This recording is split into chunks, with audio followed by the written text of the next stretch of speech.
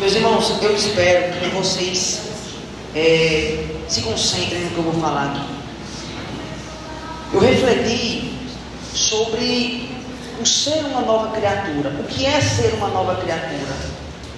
E me parece que a igreja em si, ela não sabe discernir bem, ela não entende bem o que é ser uma nova criatura.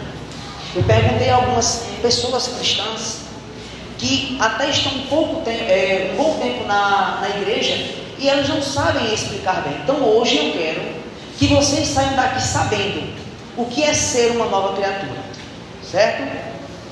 Então é um tema básico, elementar da Escritura, mas que às vezes nós confundimos. E é interessante que há profecias, às vezes um pouco obscuras no Antigo Testamento, algumas bem mais claras, que eu vou trazer para cá, mas essa ser nova criatura, o novo nascimento, a regeneração, ela aparece diante de todo o ministério de Jesus, em palavras mais explícitas, quando ele diz a Nicodemos, quando ele fala para outras pessoas, e em algumas mais ocultas. Os apóstolos vão tratar sobre isso. Por exemplo, nas cartas apostólicas, o apóstolo Tiago diz: segundo a sua vontade, Deus nos gerou pela palavra da verdade, para que fôssemos como primícias das suas criaturas. Aqui não é explícito a nova criatura, o ser regenerado, mas ele traz um entendimento. 1 Pedro também diz: sendo de novo gerados, não de semente corruptível, mas de incorrupta, pela palavra de Deus viva, que permanece para sempre. Então perceba que todos os apóstolos trataram de uma forma, seja mudando as palavras, seja com outro tipo de ensino, mas eles trouxeram que aquele que recebe o Evangelho, ele tem um alvo, é ser essa nova criatura. E essa carta de Paulo, esse verso emblemático do verso 17, é muito usado por nós, o ser uma nova criatura. E esse ser nova criatura foi interessado para pessoas de uma igreja, a igreja de Corinto. Primeiramente, Paulo escreve uma carta para repreender aquelas pessoas, para instruir aquelas pessoas que já conheciam a Deus. Então, ele escreve uma segunda carta para trazer à lembrança deles o que era e por que eles deveriam viver de uma forma diferente da que viviam. Então, por isso que o verso diz: se alguém está em Cristo, é nova criatura, as coisas antigas passaram. E é muito interessante o fato de ser uma carta, diferentemente dos evangelhos, porque uma carta traz intimidade. E é interessante que um crítico literário grego chamado Demétrio vai falar sobre o aspecto da carta, que é diferente, por exemplo, dos evangelhos, de uma profecia, de um texto poético como é os Salmos. Ele vai dizer que todos nós revelamos nossas almas nas cartas. Ou seja, ele está dizendo, trazendo para o momento do evangelho, que Paulo escreve essa carta para uma igreja, que quando Paulo escreve, ele está trazendo a sua alma, botando a sua alma, os desejos da sua alma, as vontades, está se despindo de toda e qualquer questão que poderia ter entre ele e aquelas pessoas que ouviam. E ele diz: é possível discernir o caráter do escritor em qualquer outro tipo de escrito, mas em nenhuma delas é claramente como nas cartas. Não sei se alguém aqui foi do tempo que enviava carta para o namorado, ou que recebia, mas eu sei que o entendimento nós temos, sempre que nós enviamos uma carta para alguém ou recebemos, é porque aquela pessoa é íntima nossa, ou nós somos íntimos daquelas pessoas, e tudo que ele fala, nós conhecemos muito bem. E as cartas apostólicas têm esse padrão de repreender, de ensinar, de instruir, de trazer a lembrança para que aquelas pessoas sejam confirmadas. Então nós vamos tratar sobre 3 pontos. O primeiro ponto é estar em Jesus. O que é estar em Jesus? O segundo é o ser uma nova criatura. E o terceiro, que as coisas velhas já passaram. E o que é estar em Jesus? Nós hoje vemos que existem, como teve aí no mês passado, ou esse mês, eu não me lembro agora, a marcha para Jesus. Em São Paulo, esses locais que tem uma grande massa de cristãos. E algumas pessoas se alegram quando veem esses movimentos. Quando vem movimento desse sentido, porque parece que hoje tudo que tem o nome de Jesus ou Cristo é atrelado a grandes multidões, e certas pessoas usam disso como comércio, como se fosse criar um império. Nós sabemos disso, mas olha que interessante, Nós vemos igrejas muito lotadas, como nós temos a igreja do Edir Macedo. Nós temos outras denominações que são muito lotadas. Mas será que essas pessoas, ou nós mesmos aqui, somos de fato, estamos em Cristo? É interessante que muitas dessas pessoas não têm compromisso com nada. Algumas delas, quando você para observar suas palavras, suas ações, na verdade vão em contramão do que Jesus e a Escritura afirma. Então, veja que nós temos que discernir as coisas, nós temos que discernir onde nós estamos, nós temos que discernir o que nós escutamos e com quem estamos. Veja, Jesus em João 15 disse o seguinte: eu sou a videira verdadeira e o meu pai é o lavrador. Toda vara que está em mim, essa que não dá fruto, o meu pai tira. Mas a que dá fruto, o meu pai limpa para que dê mais fruto ainda. Jesus tem um corpo, e esse corpo é a igreja. E a igreja, ela é comparada a ramos de uma árvore. Cada um de nós é um ramo. E ele está dizendo que o ramo que está nele, se não der fruto, o pai corta. Mas aquele que dá fruto, o pai ajeita, deixa mais bonito para que dê mais fruto ainda. Isso é uma metáfora para dizer que nós temos que dar frutos no reino de Deus. E dar frutos aqui, meus irmãos, não é algo sublime. Não é você ser enviado daqui para a África, não é você ser enviado daqui para os Estados Unidos, para a China. Não é você ter dom de profecia, é você ter isso, ter aquilo. Não. Ter frutos é talvez você estar no seu trabalho, apresentar o evangelho para o seu colega. É talvez você estar no supermercado e caiu ali a bolsa da pessoa, você abaixar, pegar e mostrar para ela. Tudo isso é fruto. E tudo isso está sendo anotado. Então perceba que nós temos essa obrigação, esse incentivo, essa instrução, esse mandamento de dar frutos. E este fruto nada mais nada menos é baseado no amor e na justiça. Por isso que o próprio apóstolo, quando vai falar sobre o fruto do Espírito, ele vai trazer 9 virtudes. Algumas delas, o amor, bondade, fé, mansidão, temperança, longanimidade, paz, amor, gozo. Perceba que todas essas coisas, elas podem ser convergidas na palavra do amor. Então, por isso que o amar se conclui toda a lei. E contra isso, não há nada, Paulo vai dizer. Então, se você quer demonstrar o seu amor por Cristo e dizer para você mesmo aquilo que vive em você, trazer uma reflexão, ser uma pessoa que decide tudo, você tem que pensar: será que eu estou amando o meu próximo? Será que eu estou contribuindo com o reino de Deus, seja de uma forma grande, seja de uma forma pequena? Porque Deus tem uma forma de tratar com cada pessoa. Aqueles que foram chamados para grandes comissões ou para grandes trabalhos, eles vão ser cobrados por aquilo. Mas às vezes, outros foram chamados para trabalhos menores, que às vezes nós como homens desprezamos. E não é bem assim no reino de Deus. Eu estava assistindo agora nesse final de semana um documentário, e o documentário é o poder de Deus. Ele vai trazer 3 testemunhos de pessoas do sertão, onde elas fazem da sua vida uma pregação. E o interessante é que o rapaz que estava formulando a edição do vídeo, ele diz assim: essas pessoas podem não ser conhecidas diante dos homens, mas eu tenho certeza que no céu ela é conhecida. E é assim que nós devemos buscar.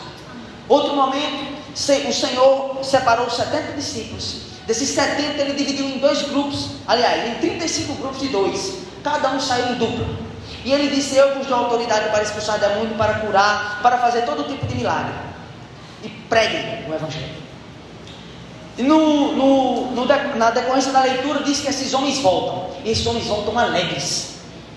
Esses homens voltam alegres e dizem ao Senhor: Senhor, os espíritos imundos nos são submetidos pelo teu nome. Nós curamos, nós fizemos isso. O Senhor olha para ele e diz: não vos alegreis porque vocês fazem todas essas coisas, mas vos alegreis porque o vosso nome está escrito no céu. Então, meus irmãos, a nossa missão, às vezes diante dos homens, não é nada. Nós não sabemos nem se somos alguma coisa, mas diante de Deus nós somos. Veja que Deus dá testemunho de Jó. Deus diz: viste meu servo Jó? Abraão, Isaac. E aqui eu iria gastar tempo falando de todas as pessoas do qual Deus deu testemunho. Deus também dá testemunho de nós. Não é porque nós pecamos ou erramos que nós somos menos amados por Deus. E também não é porque nós acertamos que nós somos mais amados por Deus. Quem tem pai ou filho aqui, aliás, quem é pai que tem filho e mãe que tem filho, certamente se eu perguntar a vocês, fale do seu filho, por mais que ele tenha errado, por mais que ele tenha feito várias coisas, você nunca vai se lembrar disso. Então, com aqueles que são chamados filhos de Deus, porque creem em Jesus Cristo e na remissão do pecado, estas pessoas diante de Deus são justificadas, são glorificadas, e nós não devemos viver em pecado. O que é ser uma nova criatura? Como eu já falei, a Escritura dá testemunho, seja no Antigo, seja no Novo Testamento. Mas há um texto em Ezequiel 36 que ele é claro. E Jesus, quando fala com Nicodemos, está tratando dessa profecia.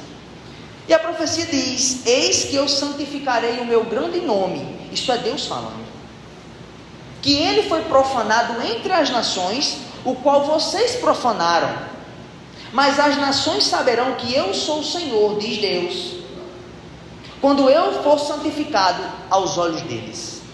Eu vos tomarei de cada nação e vos congregarei de todas as terras e vos trarei para a vossa terra. Então eu aspergirei água pura sobre vocês, e vocês ficarão purificados de todas as vossas imundícias e de todos os vossos ídolos eu vos purificarei. Dar-vos-ei então um coração novo, porei dentro de vocês um espírito novo, e tirarei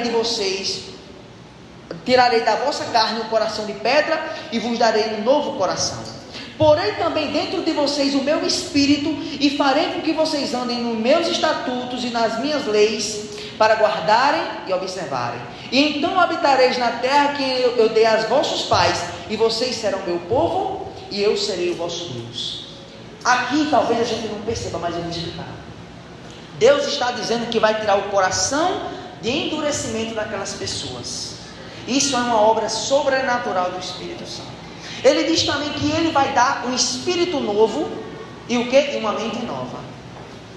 E também vai dar o espírito dele. Então, olha que interessante.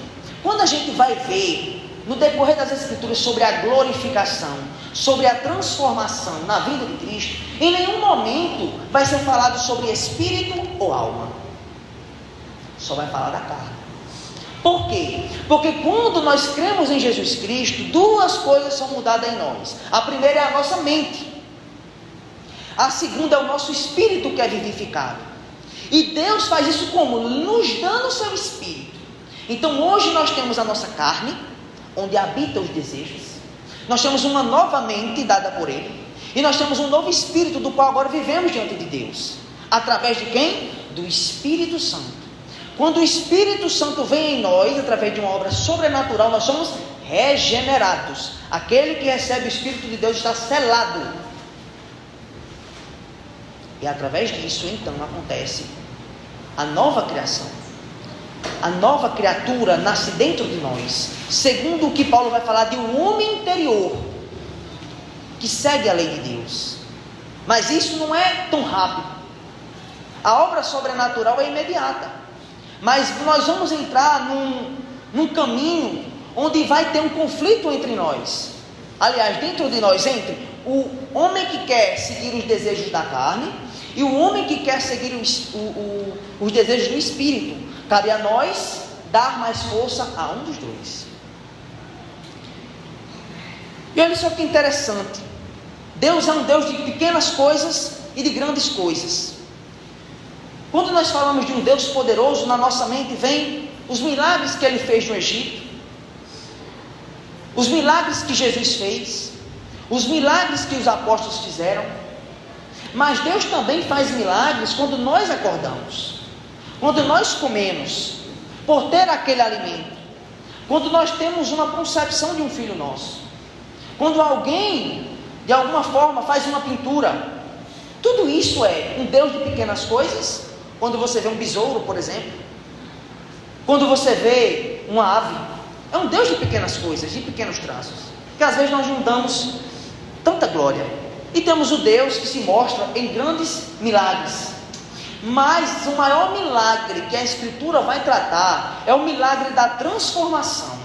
Que um homem, que quando Deus pega homens que são mortos em seus pecados, que têm uma natureza pecaminosa, caídos por si,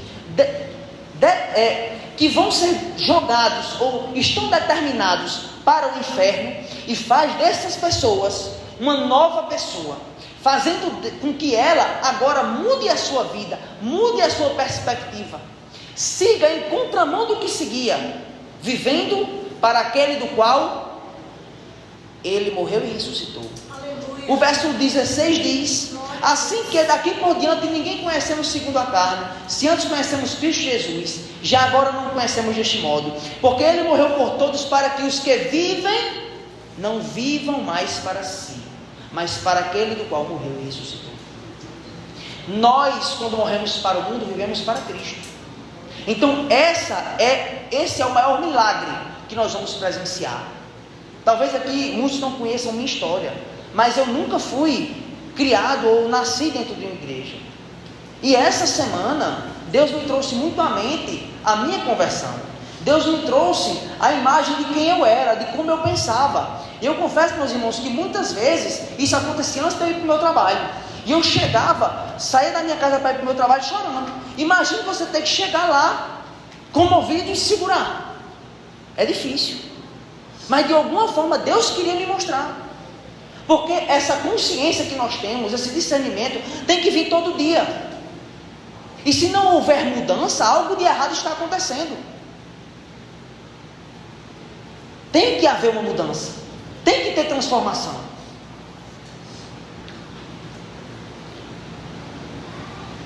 Esse final de semana eu não iria viajar. Geralmente, quando o pastor Alberto me chama para pregar, eu não viajo.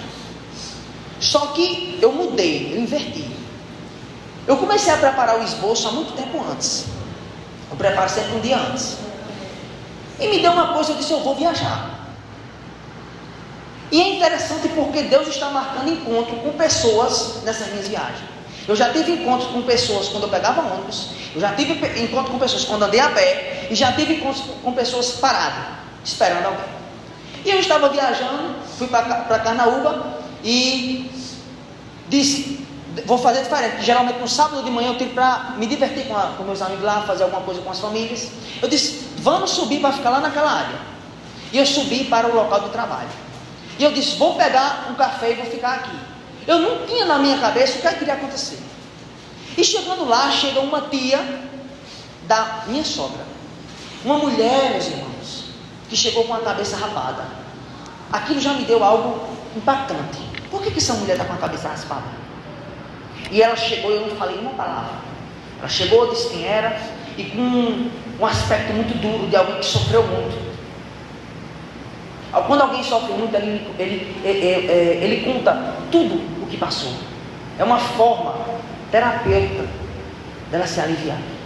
E ela começou a contar do nada, sem ninguém perguntar nada sobre a história dela. Uma mulher que sofreu muito.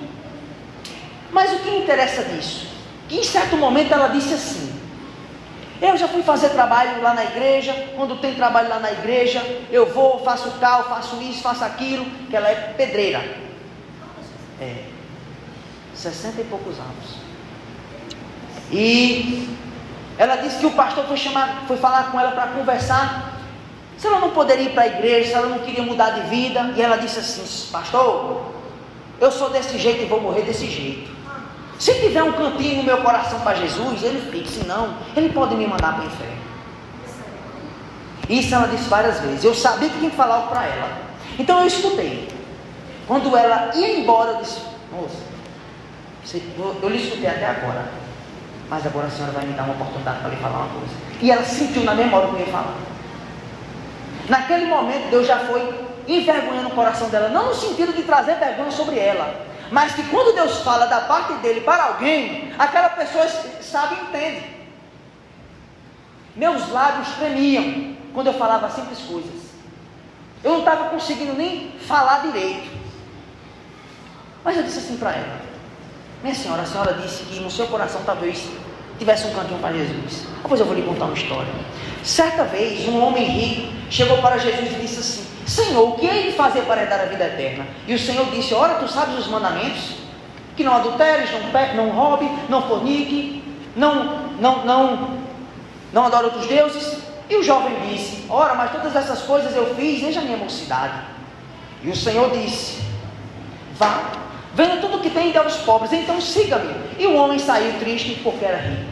E eu disse para ela: minha senhora, esse homem queria um cantinho no coração para Jesus. Mas em outras palavras, Jesus estava dizendo assim para ele: eu quero você todo. Se você não vier para que eu habite completamente em você, você não pode me seguir. E eu disse para ela: eu fui homem muito ruim, mas o Deus que me transformou pode transformar a senhora. Glória a Deus. E eu lhe digo uma coisa: todo dia Ele lhe chama, porque a senhora já me contou 3 doenças aqui e não sabe por que está viva. Ou a senhora sabe por que está viva? E ela disse: eu sei. Eu disse: por quê? Então, se você sabe, não precisa eu lhe dizer. Todo dia Deus lhe chama, e esse dia se chama hoje. Essa mulher não deu mais uma palavra. Sabe o que ela disse? Você é muito sábio. Eu disse: glória a Deus. Eu não disse nada a ela de que não tinha na Escritura. Eu não botei uma palavra a mais. Mas o mesmo Deus que me transformou pode transformar ela, porque o mesmo Deus que me ama e me amou e me amará, ama ela também, e ama cada um de vocês, e ama todo aquele que se sujeitar a Ele e invocar o nome dEle, porque a Escritura diz que todo aquele que invocar o seu nome, este será salvo. Glória a Deus. Deus é poderoso, meus irmãos. Deus é poderoso. Quando Deus fez a terra, Ele fez pela palavra do seu poder. E Adão recebeu uma terra enorme e autoridade sobre ela, um grande presente, sem ter feito nada. Assim somos nós. Recebemos um presente do qual não fizemos nada. O que Ele nos pede é seguir o que Ele deixou para ser seguido, ser como Ele era e é.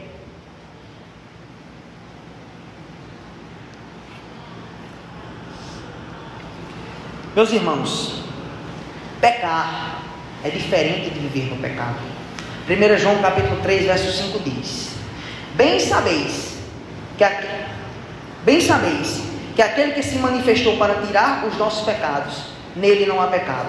Eu errei o texto, mas o texto diz mais ou menos assim: pois aquele que vive pecando, este não é de Deus. O viver pecando dá um sentido de continuidade. E a primeira carta de João, ela é escrita e ela tem alguns aspectos de alguém que pode ser remido, que tem um advogado, que se errar tem alguém para interceder por ele. E se aquela pessoa pecar, ainda que ele se arrependa, ele vai ter redenção.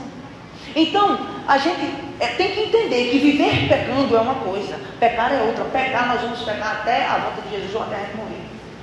Mas nós não podemos viver em pecado. Todo pecado que nós cometemos, até aqueles que não cometemos, como o salmista diz: Senhor, me perdoa pelos pecados que nem eu sei que cometi. Nós devemos apresentar diante de Deus, ter um coração humilde para que Deus nos cure e nos salve. Amém. Como eu já falei, a obra regeneradora da nova criatura, ela é o Espírito Santo quem faz. E essa continuidade para ser semelhante a Cristo vem através também da obra do Espírito Santo.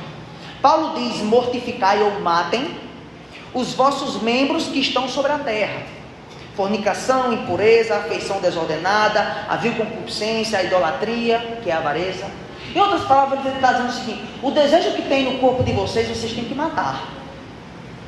E ele diz: antes eu esmurro o meu corpo e os reduzo à escravidão, para que pregando a outros eu mesmo não venha de outra maneira a ser reprovado. Paulo está dizendo, a primeira ele diz: matem os vossos desejos.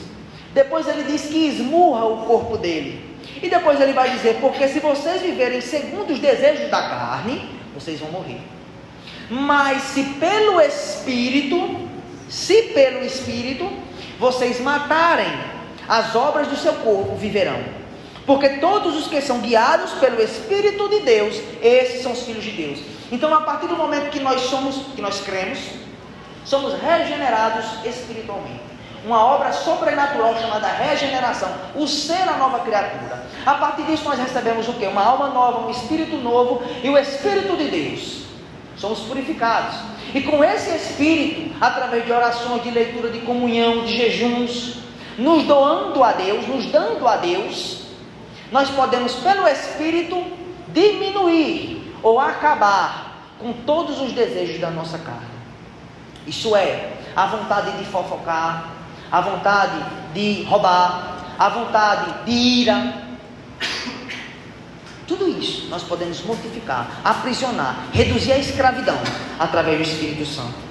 E é interessante que eu vi uma frase essa semana: se você nascer 2 vezes, você só morre uma vez. Se você nascer uma vez, você morre 2. É aquilo que ficou na minha cabeça. Olha só que interessante. Quando nós nascemos só uma vez, isso quer dizer que nós só nascemos pelo ventre da nossa mãe.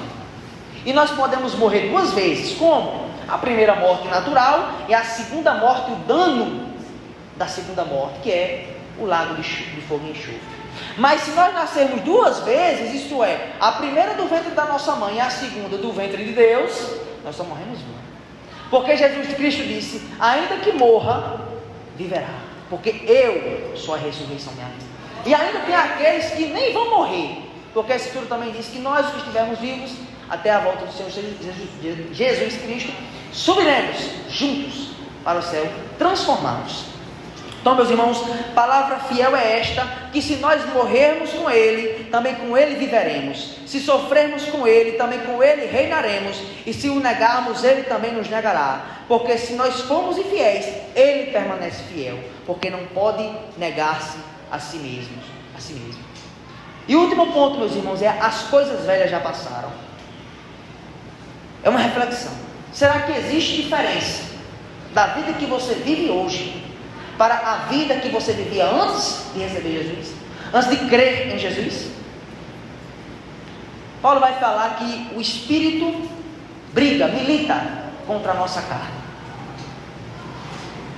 Um tenta se opor ao outro, para que nós não façamos o que um deles quer.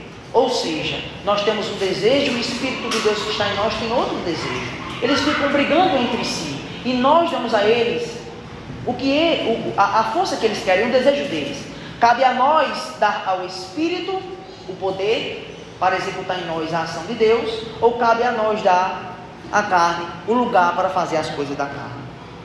E para finalizar, meus irmãos, eu trago, como eu já trouxe outra vez, o encontro de Jesus e a mulher samaritana. Jesus, aquele que veio para trazer a água que mata a sede. A irmã foi tomar um copozinho d'água ali. Essa água, se a senhora passar daqui a 1 hora, você vai ter sede de novo. Mas a água que Jesus der, a gente não tem mais sede não. A gente é completo. A gente se sente, é aquele grande mistério de Paulo e Silas na cadeia, cantando e louvando enquanto estavam presos. Não sabe nem se ia morrer. Como é que isso pode? Isso é quem recebe a regeneração, quem recebe da água que mata a sede, o pão que mata a fome. E é interessante que Jesus disse para ele: eu tenho sede, dá-me de beber. Jesus diz isso todo dia para a gente: eu tenho sede de ti. Eu tenho sede que você venha até a minha presença, que você tenha intimidade comigo. Certa vez eu estava no meu trabalho, tem um rapaz lá que tem um barraquinho e ele é cristão e eu converso muito com ele. E ele está bem abalado na sua fé há muito tempo. E isso só vem ladeira abaixo. E eu detectei nele que ele já não ora, já não lê a Bíblia e já não se reúne com outros irmãos. O caminho é a morte, é se afastar totalmente. Aí um dia ele me apresentou um texto do milagre de Jesus. E eu expliquei, eu disse: eu creio. Eu falei: mas você acha que foi assim? Eu digo: assim como? Não, mas você acha que ele multiplicou essa roma de pão? Eu disse: como é que seria se não fosse? Você acha mesmo que uma pedra seguiu o povo no deserto? Eu digo: oxe, mas não está dizendo que seguiu. Eu vou dizer o quê? Que não seguiu? Eu disse: sabe qual é o grande problema da gente? A gente quer conhecer a história da pessoa, mas não conhece nada da pessoa. Eu disse: vamos supor que você não me conhece. Uma pessoa chegasse aqui para mim e disse: rapaz, Lucas deu um soco na cara do rapaz aqui, porque o rapaz olhou mal para ele. Sem me conhecer, você ia dizer o quê? Ixi, esse cara é perigoso. Mas agora, se você me conhecendo, me coloca agora, você me conhecendo. Se a pessoa dissesse isso, você iria dizer o quê? É mentira. Assim somos nós com Deus. Às vezes, somos como Jó. Conhecemos só de ouvir, mas não tivemos a intimidade que Jó teve na prova, para ver Deus com os olhos, para conhecer mais daquele do qual a gente ouve todo domingo, ouve todo dia, fala todo dia. Conheçamos e tenhamos sede de Deus, daquele que nos salvou, daquele que nos regenerou, que só Ele poderia fazer essa obra. Meus irmãos, o Deus que salvou, que continua salvando, pode salvar nós e a nossa casa. Amém. Pode salvar nós, aquele que nós menos achamos que salva. Deus escolheu as coisas inúteis desse mundo para confundir as coisas que são úteis. Escolheu os desfavorecidos para confundir os favorecidos. E escolheu os que não são para confundir os que são. Honra e glória a Jesus Cristo de Nazaré. Eu agradeço a oportunidade em nome de Jesus. Amém.